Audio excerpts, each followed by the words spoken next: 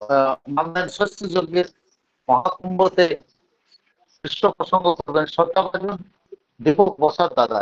দাদা জয়গুরু। জয় গুরু। দীপক দা জয় গুরু। জয়গুরু। আপনি, হ্যাঁ, 9টা অব্দি করবেন দাদা। জয়গুরু। উপস্থিত ভক্তবৃন্দ সকলকে আমি আমার আন্তরিক শ্রদ্ধা, স্নেহ, ভালোবাসা জ্ঞাপন করি। নাম ধ্যান স্বস্তিযোগ্য পরিবার আজ 1 বছর পূর্ণ হয়ে তৃতীয় রাত্রি। কতিপয় ভক্তবৃন্দর প্রেরণায় এবং সহযোগিতায় আমাদের শর্মিষ্ঠা শাহুমা এই লিঙ্কটি এতদিন ধরে সুশৃঙ্খল ভাবে চালিয়ে নিয়ে এসেছেন। এই মুহূর্তে আমি আহ্বায়িত হয়েছি আমার সকলেরই পরিচিত শ্রদ্ধেয় বিশ্বজিৎ বেরার দাদা। আমি তো কিছুই জানি না, যা আসবে মুখ দিয়ে বলবো। ইষ্ট প্রসঙ্গ তো অনেক দাদারা করেন এবং অনেক দাদাদের থেকে আমরা শুনি, ভালোও লাগে। আমি একটু কিছু উপমা দিয়ে ইষ্ট প্রসঙ্গটা করার চেষ্টা করছি। যেমন আমরা যে নামটা করি, এই নাম করার সার্থকতাটা কোথায়? ঠাকুর তো বলছেন, উষায় নিশায় মন্ত্র সাধন, চলাফেরায় জপ, যথাসময় ইষ্ট নির্দেশ, মূর্ত করাই তো। তাহলে নাম ধ্যান করার উপযুক্ত সময়টা উষা এবং নিশায় কেন দেওয়া হলো? এখানে একটা বিজ্ঞান লুকিয়ে আছে। আমাদের দুটো ভুরু আর নাকের উপরটার ঠিক মিডল পয়েন্টে মায়েরা যেখানে সিঁদুর দেয় তার একটু নিচে আর কি, ওখানে একটা পিনিয়াল গ্ল্যান্ড থাকে। ওই গ্ল্যান্ডটা 1/2 সেন্টিমিটার লম্বা এবং তার ওজন হচ্ছে 20 থেকে 25 গ্রাম। এবং ওই গ্ল্যান্ড থেকে একটা হরমোন বের হয়, সেই হরমোনটা হচ্ছে মেলাটোনিন হরমোন। এই মেলাটোনিন হরমোনগুলি আমাদের শরীরের যে যাবতীয় কোষ আছে এবং যে সমস্ত কোষগুলি সতেজ আছে তো আছেই, যে সমস্ত কোষগুলি সতেজ নয় এবং অবলুপ্ত প্রায়, তাদেরকে কালেকশন করে তাদের জীবিত করতে থাকে। এবং এতে দেখা যাচ্ছে যে আমাদের শরীরের কোষের সংখ্যা, সজীব কোষের সংখ্যা বেড়ে যায়। আর মানুষের সজীব কোষের সংখ্যা যত বৃদ্ধি পায় ততই তার জ্ঞানের পাল্লাটা ভারী হয়। ঠাকুর সত্যানুসরণে বলেছেন যে জ্ঞান মানুষের জীবনের ধাঁধাকে ধ্বংস করে প্রকৃত চক্ষু দান করে। অর্থাৎ এই যে প্রকৃত চক্ষু, ত্রিনয়ন আজ্ঞা চক্রে যেটা অবলুপ্ত চোখ, এই চোখটা আমাদের প্রস্ফুটিত হতে থাকে। এর জন্য আমাদের এই নাম ধ্যানের যে এই মেলাটোনিন হরমোনটা যে ক্ষরণ হয়, ওটা সূর্য উঠলে আবার হয় না। সূর্যর অনুপস্থিতিতে এই মেলাটোনিন হরমোনটা ক্ষরণটা ভালো হয়। তাই সূর্য ওঠার আগে এবং রাত্রে এই নাম ধ্যান করার সময়টা ঠাকুর বলেছেন। আর চলাফেরায় জপ, কাজ করতে করতে জপ, এটা ঠাকুর চালিয়ে যেতে বলেছেন। চলাফেরায় জপ করলে, কাজের মধ্যে জপ করলে কি হয়, আমাদের মস্তিষ্কটা একটা কেন্দ্রবিন্দুতে থাকে।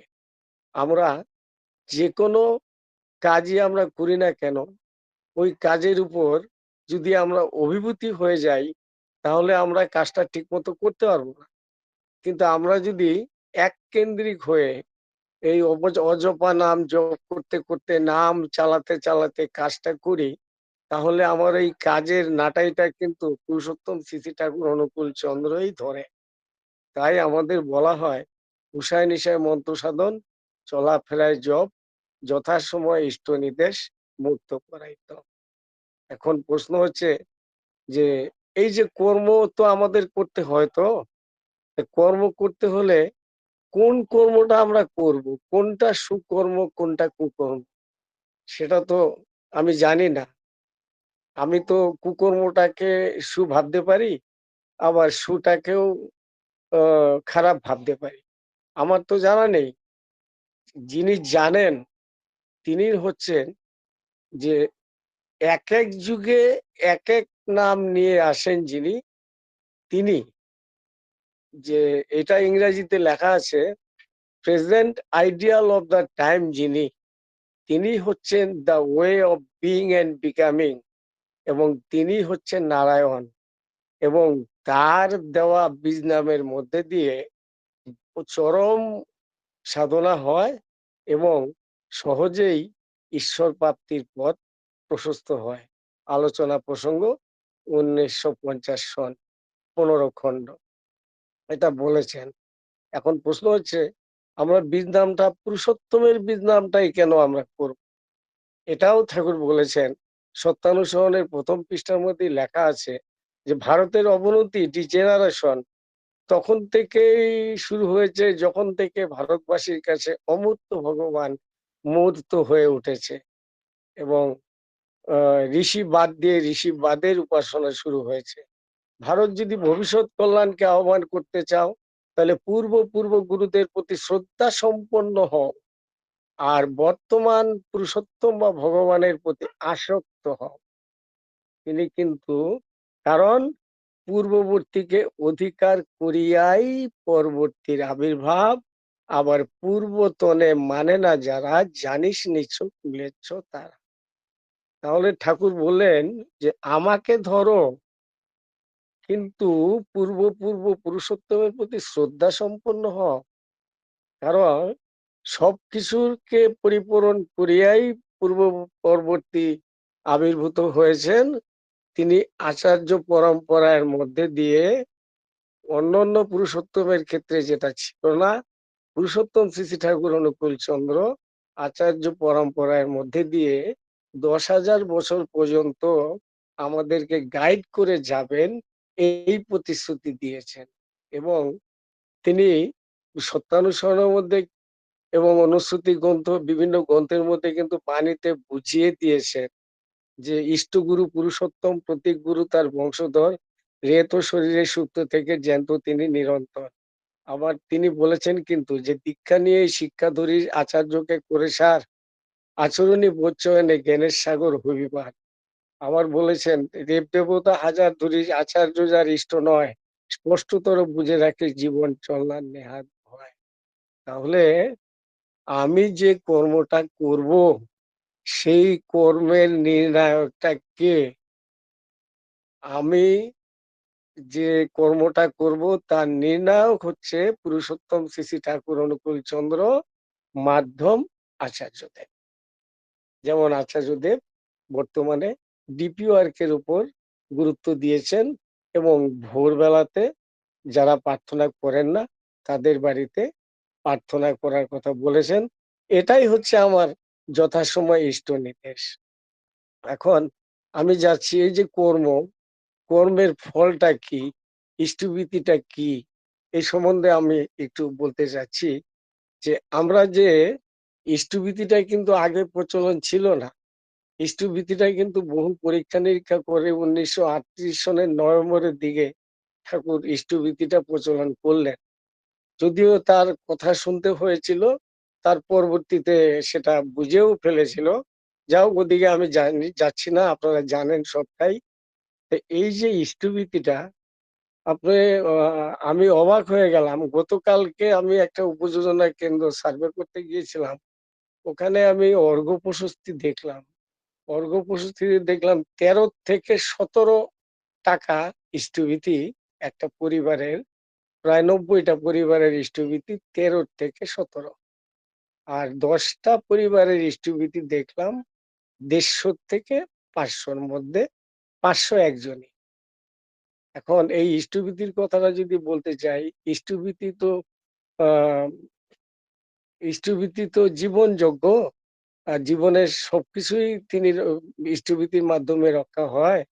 কারণ ঠাকুর বলছেন দীক্ষা তো নেওয়ার পর দীক্ষা নিলে জানিস মনে ইষ্টভীতি করতে হয়, ইষ্টভীতি বিহীন দীক্ষা কবু কি চেতন নয়। ওই যে ইষ্টভীতি সম্পর্কে ঠাকুর বলেছেন দৈনন্দিন আহার যত ইষ্টভীতি পালিস তত, এটাও কিন্তু নেহাত দৈনন্দিন আহার যত ইষ্টভীতি পালিস তত, এটাও কিন্তু নেহাত কম, এর কমে কি নয় বিষম। তাহলে এই বাণীটার মধ্যে কি বোঝা যাচ্ছে? আবার তিনি বলেছেন যে ভিক্ষা করেও ইষ্টভীতি করলে আর্য ছেলে অযুত তীর্থ পর্যটনের ফল তাহাতে মেলে।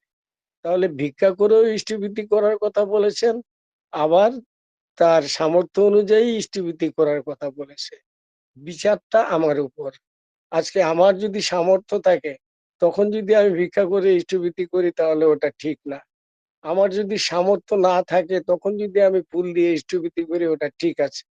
সেটা আমাদেরকে বুঝে নিতে হবে। যাই হোক, এই ইষ্টভীতি সম্বন্ধে অনেক ঘটনা আছে।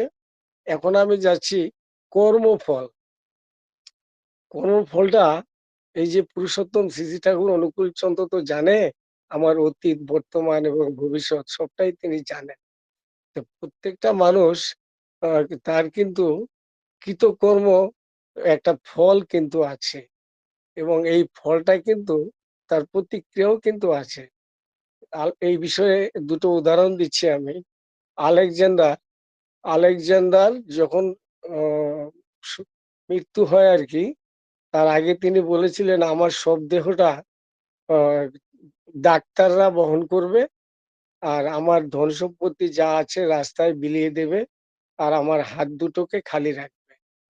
তো এটার কারণটা হচ্ছে যে উম, জনসাধারণ দেখুক যে ডাক্তাররা মানুষের জীবনকে ধরে রাখতে পারে না, আর মৃত্যুর পর কিছু নিয়ে কিছু নিয়ে যেতে যাওয়া যায় না, এটা তিনি দেখিয়ে দিলেন। কিন্তু আমরা কিন্তু কিছু নিয়ে যাই। কি নিয়ে যাই? কর্মফল নিয়ে যাই। আবার কি নিয়ে আসি? যে কর্মফল নিয়ে গিয়েছিলাম সেই কর্মফলটাই কিন্তু নিয়ে আসি কিন্তু। এবং ওই কর্মফল নিয়ে আসার পর কিন্তু আমার দ্বিতীয় জন্মের নতুন শুরু হয়। এই বিষয়ে একটা উদাহরণ দিচ্ছি যে দুই বন্ধু একই ক্লাসের ছাত্র। একজন খুব বড়লোক, আর এক বড়লোক বলতে টাকা পয়সার দিক দিয়ে, আর আরেকজন খুব গরিব। আহ, গরিব বন্ধুটি খুব ভক্ত, দুই বেলা স্নান, পূজা অর্চনা, ভক্তি ভজন এগুলি নিয়েই ব্যস্ত থাকেন। আর বড়লোক বন্ধুটি তিনি মদ, গাঁজা, জুয়া এবং আরো অপ্রীতিকর ঘটনার সঙ্গে জড়িত। একদিন ওই স্নান করার পর যে ধার্মিক বন্ধুটা, তার পায়ের মধ্যে একটা বড় কাটা ফুটে গিয়েছে। আর পাশ দিয়ে অধার্মিক বন্ধুটি যাচ্ছে, সেই বন্ধুটি একটা মোহর পেল। তখন ধার্মিক বন্ধুটি বলছেন যে আমি সারাদিন সাধন ভজন করলাম, আমি পেলাম কাটার খোঁচা, আর তুই সারাদিন অপকর্ম করে বেড়াস, তুই পেলি মোহর। তখন ছদ্মবেশে এক সাধু আসলেন। সাধু এসে বললেন এর পিছনে একটা বিরাট যুক্তি আছে। যে মোহরটা পেয়েছে ওর কর্মফলে লেখা ছিল সে একজন রাজা, তার ওই অপকর্মের জন্য শুধু একটা মোহর পেয়েই সে ক্ষান্ত হয়ে গেল। আর তোমার, তুমি যে কাটার খোঁচা খেয়েছো, তোমার এই আগের জন্মে এই জন্মে তোমার ফাঁসির অর্ডার ছিল, তাই তুমি এই ভক্তি শ্রদ্ধা সাধন ভজন করার জন্য তোমার সেই ফলটা, ফাঁসির ফলটা কাটার খোঁচায় কিন্তু কেটে গেল। ঠাকুরও কিন্তু বলেছেন যে মন কা শের শুল কা কাটা, এই কথাটা কিন্তু ঠাকুর বলেছেন যে পুঞ্জীভূত অপকর্মের ফলগুলি তোর কাটছে কি না, বুঝতে পারবি চরিত্র তোর উচ্চ ঝোঁকে ছুটছে কিনা। আমরা যদি পুরুষোত্তমের কথার বাউন্ডারির মধ্যে, আচার্য পরম্পরার মাধ্যমে পুরুষোত্তমের কথার বাউন্ডারির মধ্যে এগোতে থাকি, তাহলে যদি দেখা যায় যে আমার দুর্গতি কমছে না, তাহলে আমাকে বুঝতে হবে আমার অনেক দুর্গতি ছিল। আমি ঠাকুরের সঙ্গে যুক্ত আছি জন্য এই দুর্গতিটা এতটুকের মধ্যে সীমাবদ্ধ আছে। এই অপকর্মের ফলটা যখন কেটে যাবে, তখন আমার আবার সুদিন ফিরে আসবে। আর ওই মোহরটা যখন ফুরিয়ে যাবে, তার সেদিন আবার কুদিন ফিরে আসবে। তাই আমাদের এই ইষ্টভীতি যে যজ্ঞটা, এই যজ্ঞটা একদম নিষ্ঠা সহকারে নাম ধ্যান করে ইষ্টভীতিটা করা অত্যন্ত প্রয়োজন। আর এই ইষ্টভীতি আমরা চাঁদা ভাববো না। ইষ্টভীতি দিয়ে আমি ঠাকুরকে ধন্য করলাম তা কিন্তু নয়। ইষ্টভীতিটা করি আমার জীবন রক্ষার্থে, কিন্তু করতে হয় প্রত্যাশাহীন ভাবে, যে হে প্রভু, আমার এই ভক্তি অর্ঘ্য গ্রহণ করো এবং আমার উপর তোমার ইচ্ছাই মূর্ত হোক। এবং সেটা 30 দিনের দিন পাঠাতে হয়, ভাতৃভোজ্য দিতে হয়, ভূতভোজ্য দিতে হয়। 29 দিনের দিন ইষ্টভীতি হয় না, 31 দিনের দিন ইষ্টভীতি নেন না, ঠাকুর বলেছেন।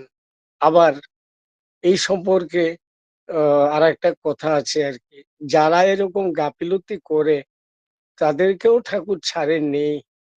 একবার এই ইষ্টভীতি সম্পর্কিত বিষয়ে ঠাকুরের সান্নিধ্যে কথোপকথন হচ্ছিল, তখন বড়দাকে ডেকে ঠাকুর বললেন, বড় খোকা কি কয়? তখন বড়দা বলছিলেন, আগে না করার থেকে ভালো। মানে তিনি বুঝিয়ে দিলেন যে সময় মতো ইষ্টভীতি না করলে, তাও করতে, কিন্তু সেটা না করার থেকে ভালো। কিন্তু সেটা কিন্তু আমরা বাধ্যবাধকতামূলক প্রত্যেকদিন কিন্তু করব না। হঠাৎ মঠাৎ যদি 1-2 দিন এরকম হয়ে যায়, তাহলে সেই ক্ষেত্রে এই কথাটা প্রযোজ্য। এবার যাচ্ছি, আমার 9 মিনিট টাইম আছে। এবার যাচ্ছি যে পুরুষোত্তম নিষ্কাম প্রার্থনা গ্রহণ করেন, নিষ্কাম প্রার্থনা গ্রহণ করেন, সকাম প্রার্থনা গ্রহণ করেন না।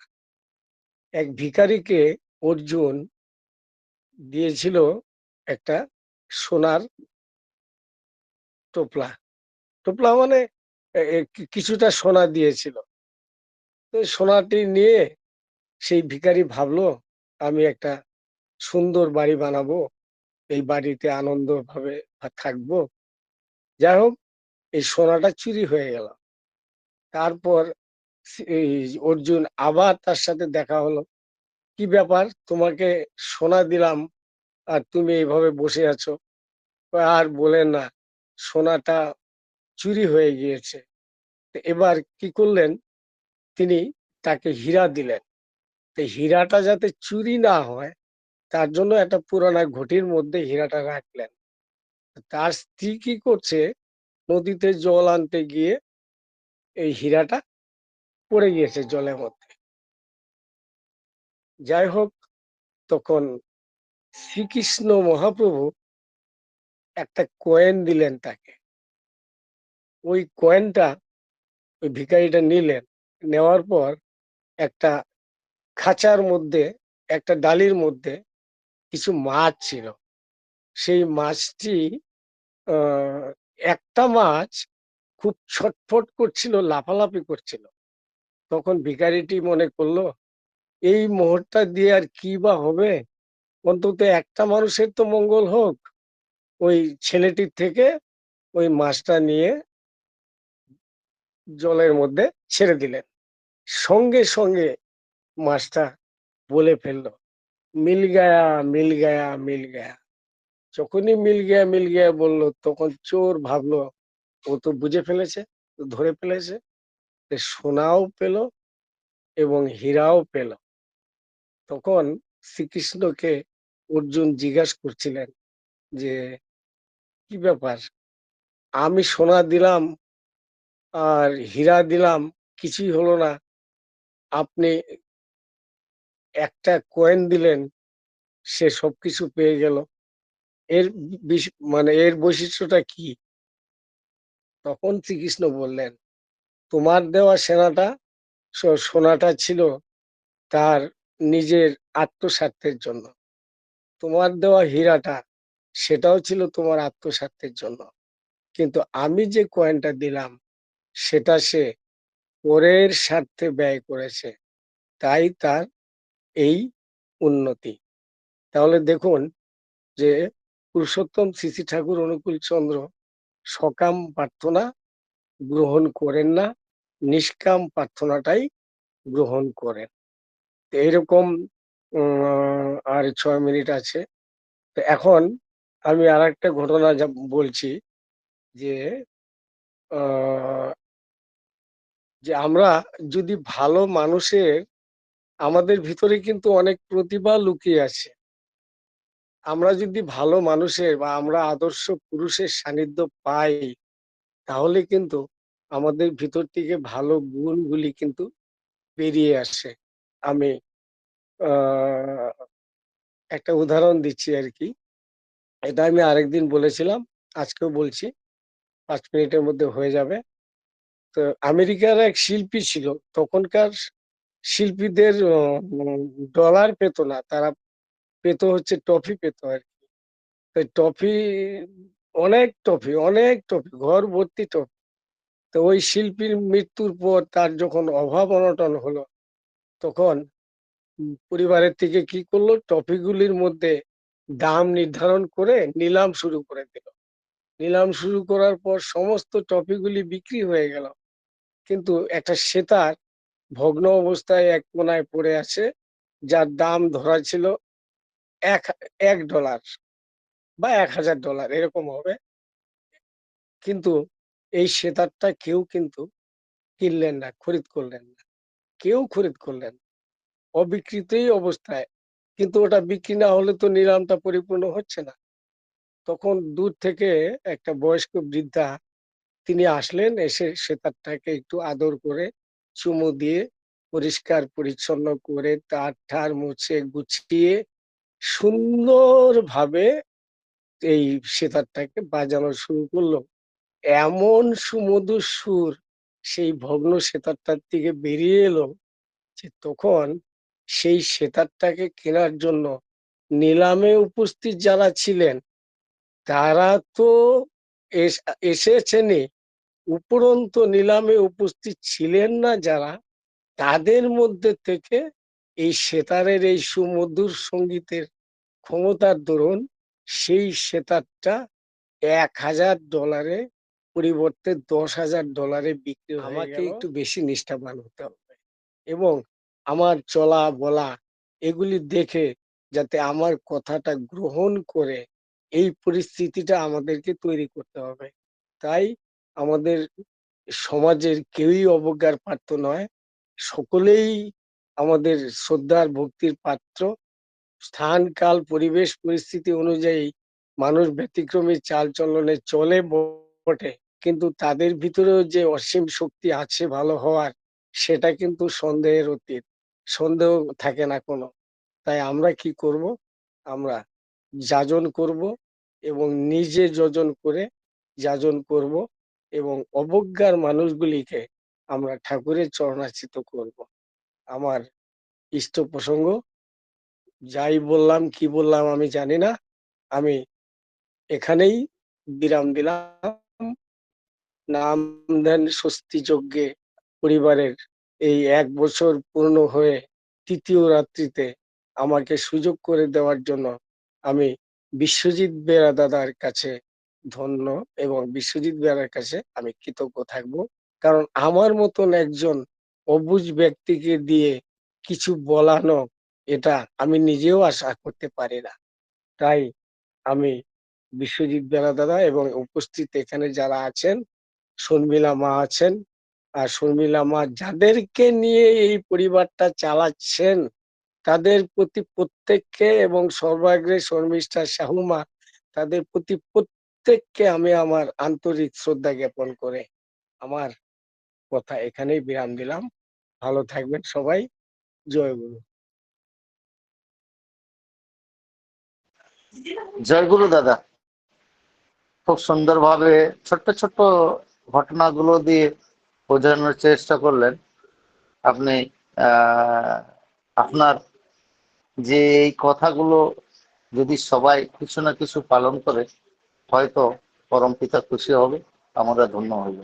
আপনার ঈশ্বর মঙ্গল দীর্ঘায়ু কামনা করি, পরম পিতা জয় গুরু। শত দীপকদা ভালো থাকবেন, সুন্দর থাকবেন, সুস্থ থাকবেন। এরপরে